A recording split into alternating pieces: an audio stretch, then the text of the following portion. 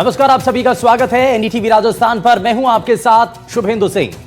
राजस्थान की 16वीं विधानसभा के 5वें सत्र का आगाज होने जा रहा है और एक तरफ जहां भजनलाल सरकार अपनी उपलब्धियों को भुनाने और अशांत क्षेत्र विधेयक जैसे महत्वपूर्ण बिलों को पास कराकर अपना दबदबा साबित करने के लिए तैयार है, तो वहीं दूसरी तरफ विपक्ष ने भी सरकार की घेराबंदी के लिए अभेद्य चक्रव्यूह तैयार कर लिया है।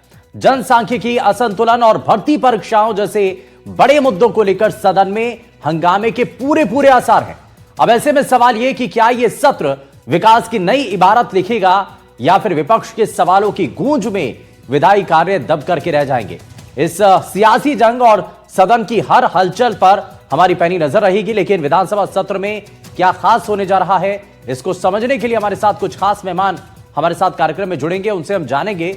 लेकिन आपको जरा बता दें, विपक्ष ने क्योंकि पूरी तैयारी कर ली है, विपक्ष के पास कई बड़े मुद्दे हैं जिनको लेकर के कई सवाल उठाए जा रहे हैं। लेकिन इस दौरान संसदीय कार्य मंत्री इस सदन की कार्रवाई को लेकर के क्या कह रहे हैं, जरा वो आपको पहले दिखाते हैं। धरातल पर कोई क्रिएटिव वर्क, कोई काम नहीं हुआ है। मजदूरों को अपनी राशि का भुगतान उनके खाते में हुआ है। मजदूरों को उसकी राशि समय पर मिले, उनके कार्य दिवस बढ़े, ये इस कानून में प्रावधान किया गया। 100 की जगह 125 दिन, और पहले 15 दिन में भुगतान का पखवाड़ा था, अब उसको 7 दिन किया गया है। पहले 7 दिन में या 15 दिन में भुगतान नहीं होता तो उसकी कोई पेनल्टी वगैरह नहीं थी, अब इसमें ब्याज और पेनल्टी के प्रावधान किए गए।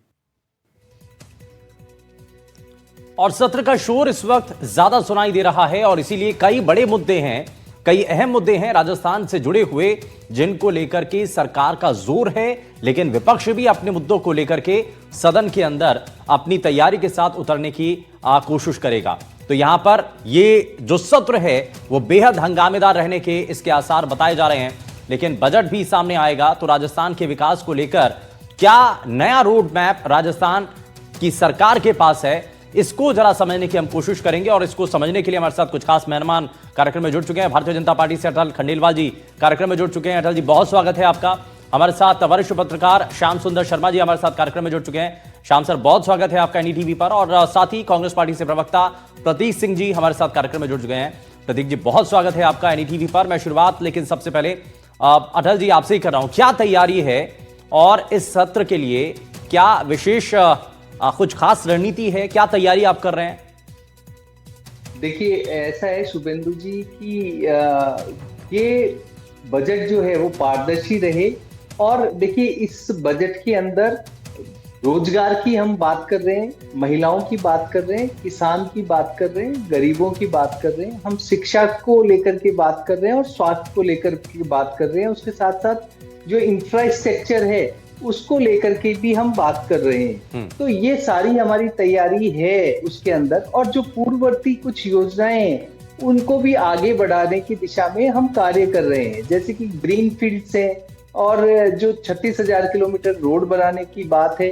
तो हमारी तैयारियां, जो माननीय मुख्यमंत्री जी ने कहा कि विकसित राजस्थान, मानी कि हमारा बजट जो है वो 30 लाख करोड़ रुपए तक पहुंचे, जीएसडीपी जो इसकी है वो इसके आसपास पहुंचे, जिसमें सर्विस का और उसके साथ साथ कृषि और उद्योग धंधों का, दोनों का समग्र रूप से उसका इजाफा हो। ये हमारी कार्यशैली रहेगी इसके अंदर।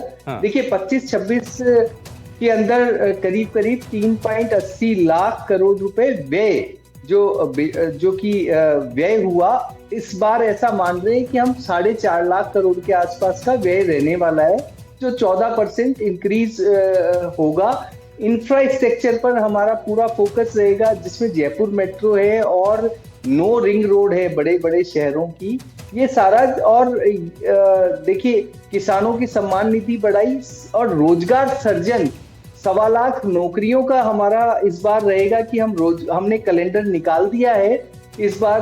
देखिए, पूरा भारत का पहला स्टेट बन गया है जिसने पहले से नौकरियों का कैलेंडर निकाल दिया। 1 लाख नौकरियों का कैलेंडर निकाल चुके हैं। फिर भी हम 1.25 लाख के करीब नौकरियां इस साल देने की कोशिश करेंगे। 1.5 लाख नौकरियों का सृजन प्राइवेट सेक्टर में भी करने का प्रावधान है। ये तो आपके कुछ बड़े काम है जिनको लेकर के आप इस सत्र के अंदर अपनी बात भी रखेंगे, लेकिन दूसरी तरफ विपक्ष के भी कई सवाल हैं और जो इससे पहले तक सड़क पर गूंजते हुए दिखाई दिए थे, उनमें से कुछ जिनको लेकर के ज्यादा चर्चा रही, मैं उसके बारे में भी बात कर लेता हूं। और मेरा सवाल यही है कि क्या उनको लेकर के भी कोई तैयारी है? जैसे धर्मांतरण विरोधी बिल, इसको लेकर के खूब हंगामा हुआ। दूसरा, आप देखिए हाल ही में जैसा डिस्टर्ब एरिया बिल लाने की जो बात थी, उसको लेकर के विपक्ष की तरफ से सवाल उठाए गए कि आखिर जो शांति है राजस्थान की, इसको अशांत करने की तैयारी है। अशांत क्षेत्र नहीं है। देखिए, ये ऐसे कई पॉइंट्स हैं। इसमें सड़क हादसों को लेकर के जिक्र है, जो विपक्ष लगातार सवाल उठा रहा है कि भाई राजस्थान के अंदर सिलसिलेवार तरीके से कई सड़क हादसे हो चुके हैं, उसको लेकर के क्या प्लानिंग है? देखिए, ये स्ट्रेटेजिकली बात है शुभेंदु जी। हम और दूसरा वैचारिक बात है। भारतीय जनता पार्टी हमने बहुत स्पष्ट किया कि देखिए, हम एक संस्कृति है जिसके साथ अगर कोई तुष्टीकरण हो रहा है वो संभव होगा नहीं। हमने बहुत स्पष्ट किया धर्मांतरण बिल आएगा। और दूसरा जो बिल है जिसके अंदर की आप देखिए कि लोग हैं वो अपना क्षेत्र छोड़ के चले जाते हैं और उनके जमीन और मकानों को औने पौने दामों में खरीद लिया जाता है क्योंकि वो उस क्षेत्र में अल्पसंख्यक हो जाते हैं। तो उसको प्रोटेक्शन के लिए वो बिल आने हैं और वो निश्चित रूप से आएंगे और हम उसका समर्थन भी कर रहे हैं और हम ऐसा होने नहीं देंगे क्योंकि ये आपको लगता है कि विपक्ष का इस पर साथ मिलेगा? तो नहीं, देखिए, विपक्ष इसमें साथ आता है तो ये तो सकारात्मक रवैया हो गया। हम चाहेंगे कि विपक्ष मिलकर के जनता के लिए काम करे, सहयोग करे। ठीक है, तो अब जरा विपक्ष तो बहुत कांग्रेस पार्टी के प्रवक्ता प्रतीक भी हमारे साथ हैं। प्रतीक भाई, बताइए जरा, क्या विपक्ष की रणनीति है इस सत्र को लेकर के? कई बड़े इश्यूज जिनको लेकर के आप कह रहे हैं कि भाई हम तो अपनी तैयारी में हैं, क्या क्या तैयारियां हैं और क्या बड़े एजेंडे हैं जो इस सदन के अंदर सुनाई देंगे? देखिए शुभेंदु भाई, मुद्दों की कोई कमी नहीं है। राजस्थान के अंदर हर दिन एक नया मुद्दा सामने आता है। हर दिन इस सरकार की जो विफलता है वो सामने आती है। चाहे से आप देख लीजिए कि मिलावटी सिरप पी करके बच्चों के मरने की मौत के मरने का सिलसिला हो, चाहे सरकारी स्कूल के नीचे दब करके बच्चे मरने का सिलसिला हो, चाहे एसएमएस जो हॉस्पिटल है उसकी बदहाली हो, उसके अंदर आग लगने के बाद में लोगों के मरने का सिलसिला हो, चाहे से रोडों पे जो आग बरस रही है, जो बसें चल रही हैं उसमें मरने का सिलसिला हो, या फिर बजट क्रियान्वयन की बात हो, या फिर आप पेपर लीक जो ओएमआर मार्कशीट की जो बात कर रहे हैं, कल ही की खबर है कि 11 साल से वो कर रहा था ओएमआर मार्कशीट की। तो पूर्व मुख्यमंत्री जी ने मुद्दा उठाया है भाई 2014 से लेकर के और आज तक की सारी भर्तियों की आप किसी रिटायर्ड हाई कोर्ट के जज से या प्रेजेंट हाई कोर्ट के जज से या सीबीआई से किसी से जांच करा लीजिए। तो भाई हम ये तो कहीं नहीं रहे कि हमारे वो कह रहे हैं कि 4.5 साल तक तो फाइल दबा करके रहे पिछली सरकार, तब तो कुछ किया नहीं। मैं ये कह रहा हूं सरकार चली गई। बीजेपी की जब सरकार आई थी 2023 के अंदर जब चुनाव हो रहे थे तो इन्होंने ये वादा किया था कि एक तो आरपीएससी को भंग करेंगे और बोला था कि जितने भी परीक्षा भर्ती हुई है उसकी सीबीआई जांच कराएंगे। ये दो मुद्दे उठाए थे ना, तो ये दोनों हो गए क्या? ये दोनों ही मामले नहीं हुए ना। अभी 2 साल की सरकार हो गई है। हम यही तो कह रहे हैं। देखिए बीच में बोलने लगे ना मेरे को, मैं आपके बीच में नहीं बोला था, आप शांति से सुनिए, आपका टर्न है जब आप बोलिएगा। मैं ये कह रहा हूं और पूर्व मुख्यमंत्री जी ने भी ये कहा है, कांग्रेस पार्टी के सारे लोग ये कह रहे हैं भाई 2014 से लगा करके और 2026 तक जितने भी आरएसएस से जो भी भर्ती परीक्षा हुई है, जो मार्कशीट निकली है, स्वीकार कर लीजिए ना कि आपसे जांच करा लीजिए। गड़बड़ियां रही हैं, इनसे तो मैं पूछूंगा अटल जी से कि इसमें इतनी देरी क्यों हो रही है? भाई जब आप पहले आप सीना ठोक करके कहते थे कि हमारे पास सबूत है, सत्ता में आने दीजिए, अब सरकार में आ गए हैं तो आप क्या क्यों नहीं कार्रवाई कर रहे हैं? लेकिन आप भी मान लीजिए कि गड़बड़ियां आपके समय में हुई हैं। शुभेंदु भाई, गड़बड़ी हुई है या नहीं हुई है ये तो जांच होगी जब सामने आएगा ना। अभी जांच हुई कहां है? आज आपका स्टेटमेंट, आज का स्टेटमेंट सुनिए। रामू राम राय का ये कह रहा है कि मुझे तो सिर्फ आपने शक के आधार पर पकड़ लिया था, मेरा कोई कसूर ही नहीं है और इसीलिए मुझे भी जमानत मिल गई, मेरे बच्चों को भी जमानत मिल गई। भाई ऐसा ही भर्ती के अंदर ये सरकार यही कह रही थी ना कि भाई रामू राम राय का उसमें सम्मिलित है। आज कहाँ है रामू राम राय का? जेल के बाहर जमानत पर, उसके दोनों बच्चे जमानत पर। और जब जमानत अर्जी लगी, ये बड़ा इंटरेस्टिंग है, जब जमानत अर्जी सुप्रीम कोर्ट में लगी तो सरकार ने उसका विरोध नहीं किया, अपना वकील नहीं भेजा वहां पे। तो इसका मतलब सरकार की शय पे जमानत मिली है। तीसरी बात है, ये नौकरियों की कर रहे थे और शिक्षा और जो ये हेल्थ है उसकी कर रहे थे। मेरे सामने एक खबर है, प्रदेश की जननी एक्सप्रेस एम्बुलेंस 104 वो बंद हो गई है। जहां पे लोग, गांव के लोग फोन करते थे, अगर कोई प्रसूता थी उनको घर से लेकर के हॉस्पिटल तक ले जाते थे क्योंकि असुविधा नहीं है, वो बंद हो गई आज। 1200 कर्मचारी जो उसके अंदर नौकरी करते थे वो बेरोजगार हो गए, ये बात कर रहे हैं। उसके अलावा मैं आपको बताऊं 50 करोड़ की घोषणा की थी, 95 सड़कों में से सिर्फ 11 का निर्माण कार्य शुरू हुआ है, ये दिसंबर की खबर है। तो कौन से बजट क्रियान्वयन की बात कर रहे हैं, कौन सी शिक्षा की बात कर रहे हैं, कौन से स्वास्थ्य की बात कर रहे हैं, कौन सी नौकरियों की बात कर रहे हैं, बताइए ना। इस पर जरा काउंटर रिएक्शन, उसके बाद मैं श्याम सर के पास आऊंगा। अटल जी जवाब क्या है सर शुभेंदु जी, बेसिकली क्या है कि ये विपक्ष की राजनीतिक एक तरीके से रणनीति का हिस्सा है कि आरोप लगाओ और भग जाओ। इनके समय पे देखिए आप कंटिन्यू पेपर लीक हुए, हमने कहा कि हम पकड़ेंगे, रोजगार देंगे, हमने बात की, इन्होंने पूरे 5 साल में 1 लाख रोजगार दिए। हमने 1 साल, अभी देख लीजिए 2 साल में 92,000 तो नौकरियां दे दी है। इस बार 1 लाख की हमने कैलेंडर निकाल दिया है जिसमें पॉइंट टू पॉइंट हम चल रहे हैं। तो ये जो युवाओं के साथ उस वक्त कुठाराघात हुआ उसको लेकर के देख लीजिए, और ये एक एक घटना को कोट नहीं सर, करने उस की वक्त कोशिश करते जब पिछली सरकार में जब आप विपक्ष में थे तब ये कहा जाता था कि सबूत हमारी जेब में है, सरकार में आने दीजिए, हम सब कुछ अंदर करेंगे। अच्छा, लेकिन अब तो सरकार अच्छा में एक बात बताइए, नहीं शुभेंदु जी, हाँ। रामू राम रायका है, किसकी सरकार में अंदर हुए? आप ये बताइए कि एसडीएम पकड़ा जा रहा है, इनके आरपीएससी के लोग पकड़े जा रहे हैं, हम बाहर का रास्ता भी दिखा रहे हैं उनको, इतने लोग पकड़े गए हैं। और देखिए ये कह रहे हैं कि न्यायपालिका ने क्यों छोड़ दिया। देखिए न्यायपालिका और ये जितने भी है ये आरोप हम पर लगाते हैं, लेकिन हम कहते हैं वो स्वतंत्र है, वो अपना काम कर रहे हैं। जब सजाएं मिलती है तब आप देखिए जल जीवन घोटाले में सजा मिली ना, हमने कहा था ना कि धीरे धीरे व्यवस्था आगे बढ़ेगी और मंत्री और संतरी सब अंदर जाएंगे। अंदर हुए या नहीं? किसको सजा मिल रही है? अभी थोड़ा सा रुक जाइए, शांत रहिए।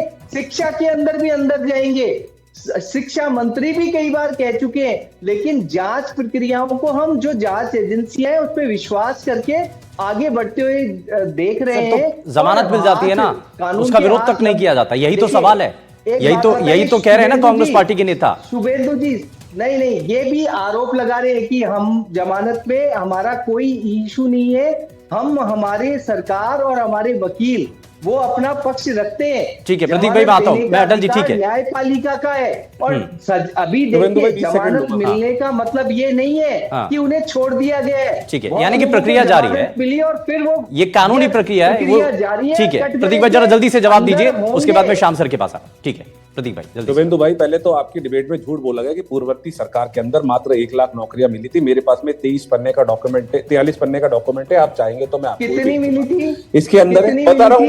अटल जी शांत रहिए ना, देखिए शुभेंदु भाई प्लीज चुप कराइए, मैं तो बता रहा हूँ ना समग्र, बस प्लीज शुभेंदु भाई प्लीज चुप कराइए। ठीक है बताइए।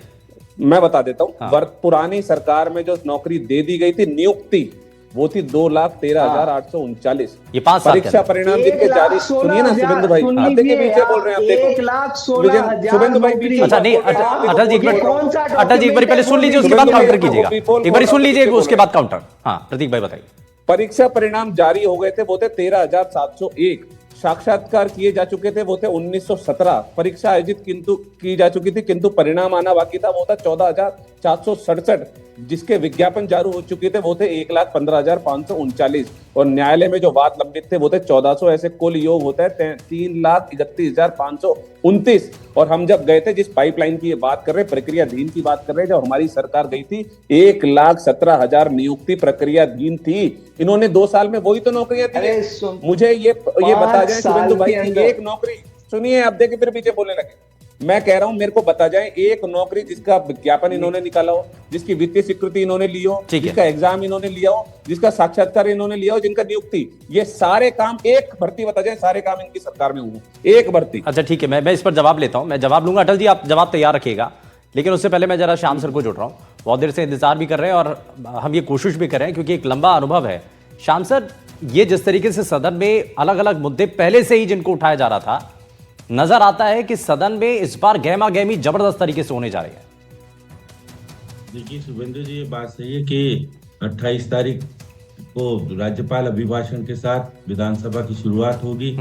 आज अभी थोड़ी देर पहले विधानसभा में ऑल पार्टी मीटिंग हुई है और जिस प्रकार से कहा कि सकारात्मक रूप से विपक्ष आएगा अच्छी बात है जिस प्रकार से, लेकिन ये बात कही जा सकती है कि यह विपक्ष ओमार सीट को लेकर के कांग्रेस और बीजेपी दोनों ही आमने सामने होंगे, क्योंकि दोनों के टाइम में बहुत सारी गड़बड़ियां हुई है, वो सबके सामने है जिस प्रकार का बदलाव हो रहा है। अब देखिएगा 11 तारीख को बजट पेश होने की बात हो रही है कि 11 तारीख को बजट आएगा, क्योंकि कार्य सलाहकार समिति की बैठक होगी, उसमें जरूर तय होगा।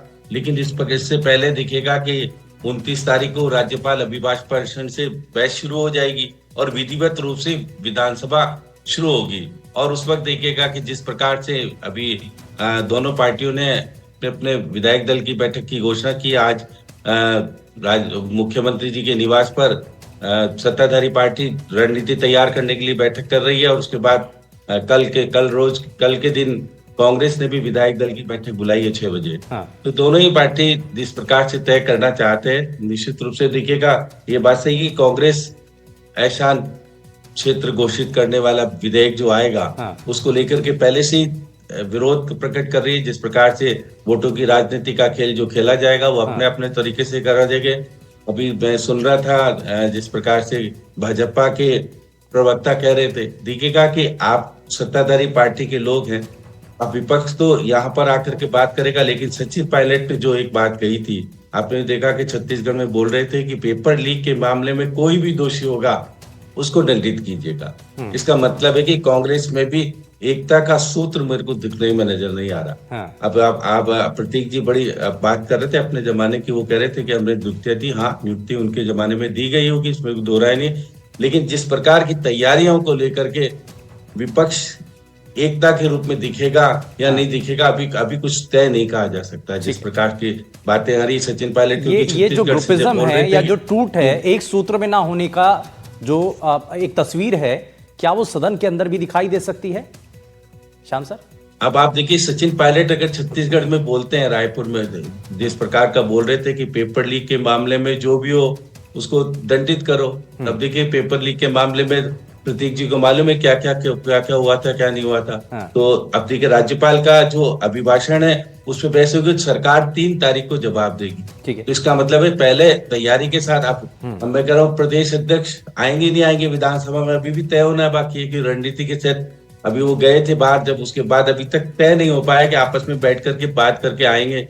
अब पूर्व मुख्यमंत्री जी एक्स पे तो लगाते हैं आरोप प्रत्यारोप, विधानसभा में वो आरोप प्रत्यारोप लगाने के लिए मौजूद रहेंगे। प्रतीक जी आप ही बता सकते हो।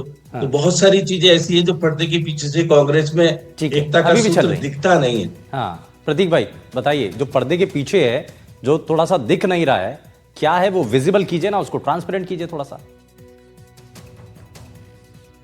को दिख रहा है, मुझे लगता है श्याम सुंदर जी को नहीं दिख रहा। आपको पता होगा जो नेता विपक्ष हैं सदन के अंदर वो टीकाराम जूली जी है।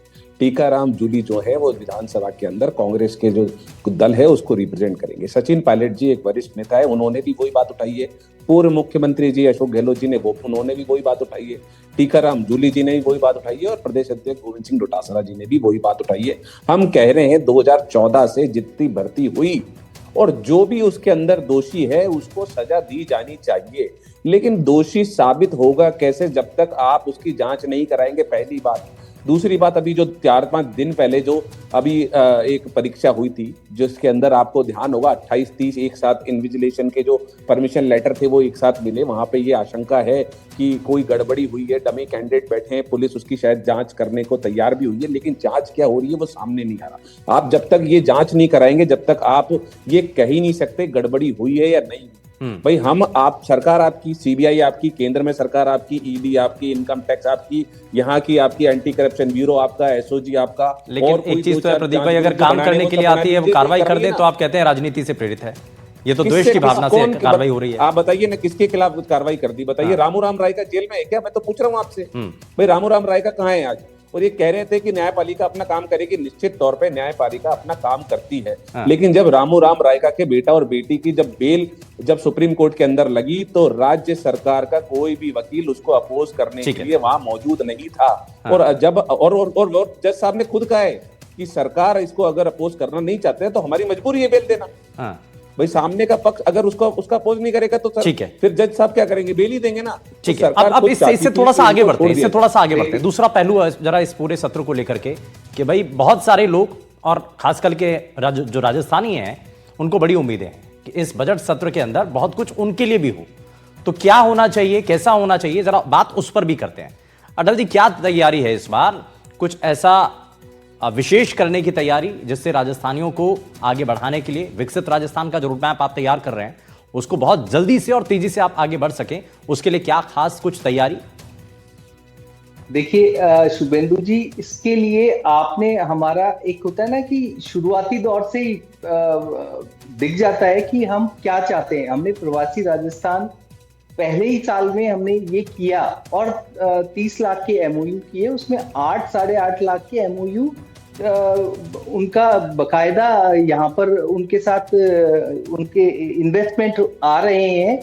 और दूसरा जो है कि अभी इस साल में हमने प्रवासी सम्मेलन किया। देखिए यहाँ पर टूरिज्म का, ऊर्जा का, आईटी का और माइंस का, ये 4 काम ऐसे हैं जिससे कि राजस्थान बहुत तेजी से आगे बढ़ेगा। इसके लिए हमने, आप देखिए, हमने 12 के करीब नीतियां बनाई। एमएसएमई नीति हमने बनाई, माइनिंग नीति हमने बनाई, और देखिए जो जेनजी है, स्टार्टअप्स है, उनके लिए भी करीब 6,500-7 हजार स्टार्टअप। सर, माइनिंग वाला हिस्सा अगर आप जोड़ेंगे तो मुझे लगता है ज्यादा बवाल होगा, और जिसको लेकर के हुआ भी खूब। हालांकि बाद में आकर के स्टेटमेंट भी देना पड़ा कि भाई जो 100 मीटर का दायरा उसको आपको इसको अलग करना चाहिए। हालांकि कोर्ट का विषय था, लेकिन उसके बावजूद भी सरकार को आकर के बार बार समझाना पड़ा। ऐसा है, देखिए बहुत सारी जगह आप अगर भ्रामक प्रचार करते रहेंगे और केवल भ्रामक प्रचार करके आप अलग हो जाएंगे, तो इस तरह की स्थिति रहेगी। अब मेरे को तो ये भी बहुत आशंका है, आप ही प्रतीक जी से पूछे कि टीकाराम जूली साहब को इस बार तो सदन में बोलने देंगे ना। बहुत बार ऐसा होता है कि ये अपने प्रतिपक्ष के नेता तो कहते हैं लेकिन उन्हें बोलने ही नहीं दिया जाता और वॉकआउट कर लिया जाता है। तो प्रदेशाध्यक्ष और ये या अपने पायलट साहब और गहलोत साहब, इन सब की रणनीति क्या रहेगी ये तो ये जाने, लेकिन सकारात्मक जनता के प्रति रवैया रहे और सदन में अच्छे से बात रखें। अगर हमारी कुछ कमी है उसे उसको बहुत सार्थक उन मुद्दों को भी बताएं, तो भी हमें ठीक है। हम अच्छे सुझाव वेलकम है, तैयार है, सुझाव मिलने चाहिए। और ये विपक्ष की भूमिका भी होती है। प्रतीक भाई जरा जवाब दीजिए, मुझे लगता है पहले जूली साहब का आप जवाब जरूर देंगे, है ना। और लेकिन बजट में कैसे सुधार हो, राजस्थान के लोगों के लिए कैसे फायदेमंद हो, इसके लिए कोई सरकार को सुझाव इस मंच से भी? शुभेंदु भाई, मुझे लगता है शायद अटल जी टीवी देखते नहीं है, क्योंकि विधानसभा का तो लाइव टेलीकास्ट होता है और कितनी बार आपको नेता विपक्ष श्री टीकाराम जूली जी बोलते हुए दिखाई देंगे, वो मेरे को कहने की जरूरत नहीं है। अगर इनको चाहिए तो मैं उसके लिंक सारे भेज दूंगा। लेकिन ये नेता विपक्ष टीकाराम जूली जी के तो बड़ी चिंता कर रहे हैं, लेकिन ये वसुंधरा जी की चिंता नहीं कर रहे। आपको याद होगा अंतर चुनावों के समय पे वसुंधरा जी मुख्यमंत्री जी के सामने अपने जो एरिया है, झालावाड़ है, बारा है, उसकी कितनी समस्या गिना रही थी।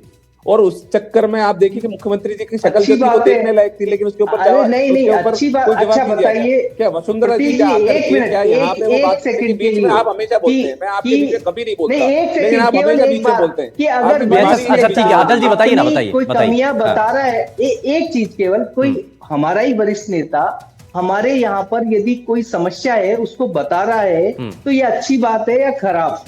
जनता के लिए ये अच्छा है या खराब? मेरे को तो इस बात का जवाब दे दीजिए। अटल जी, आप की बात का तो जवाब दे रहा हूं। अगर सार्थक प्रयास है, आप भी इसी तरीके से सार्थकता से बात कीजिए। आरोप नहीं, केवल आरोप नहीं, सॉल्यूशन पूछा शुभेंदु जी ने, वो बताइए कि क्या करना चाहिए हमें। अच्छा, मैं बता रहा हूँ। हाँ बताइए भाई। आप बोल रहे हैं कि कोई नेता, कोई आपके पक्ष का विपक्ष का कोई भी नेता अगर अच्छे सुझाव हो रहा है, दे रहा है, तो वो देना चाहिए ना। तो पूर्व मुख्यमंत्री जी ने आपको अच्छा सुझाव ही तो दिया है कि 14 से लेकर 26 तक के सारे कामों की जांच करा लीजिए, सीबीआई से करा लीजिए। तो अच्छा सुझाव है, मानिए उसको। दूसरी बात, 2 साल की सरकार हो गई, जयपुर के अंदर क्या किया पिछले, और आपको ध्यान है टॉप 30 सिटीज के अंदर शुमार हो गया पूरी दुनिया के अंदर जयपुर। ट्रैफिक जाम के मामले में हालत ऐसी है, 5-5 किलोमीटर जाने के लिए 1-1 घंटे का समय लग रहा है। ये कई बड़े मुद्दे हैं, बिल्कुल। और इन्हीं मुद्दों को लेकर के मुझे लगता है कि जो गहमा गहमी या जो गर्माहट इस चर्चा के अंदर नजर आई है वो सदन के अंदर भी दिखाई देगी, और ऐसे ही कई बड़े मुद्दे यहां पर दिखाई देंगे। ठीक है, मैं माफी जी के साथ रुकना चाहूंगा। बहुत शुक्रिया प्रतीक भाई, आप जुड़े हमारे साथ। और अटल जी बहुत शुक्रिया, श्याम सुंदर शर्मा सर हमारे साथ कार्यक्रम में जुड़े, बहुत शुक्रिया आप सभी का कार्यक्रम में जुड़ने के लिए। लेकिन एक बड़ा सवाल यह कि सदन के अंदर बड़े मुद्दे हैं, सरकार की अपनी रणनीति है, विपक्ष अपनी रणनीति के तहत कार्रवाई और काम इस पर करने जा रहा है, लेकिन किसकी कितने मुद्दों की गूंज सुनाई देगी ये आने वाली तस्वीर में साफ होगा। रुकने एक छोटे से ब्रेक के लिए आप कहीं मत जाएगा, बने रहिए एनडीटीवी राजस्थान के साथ। नमस्कार।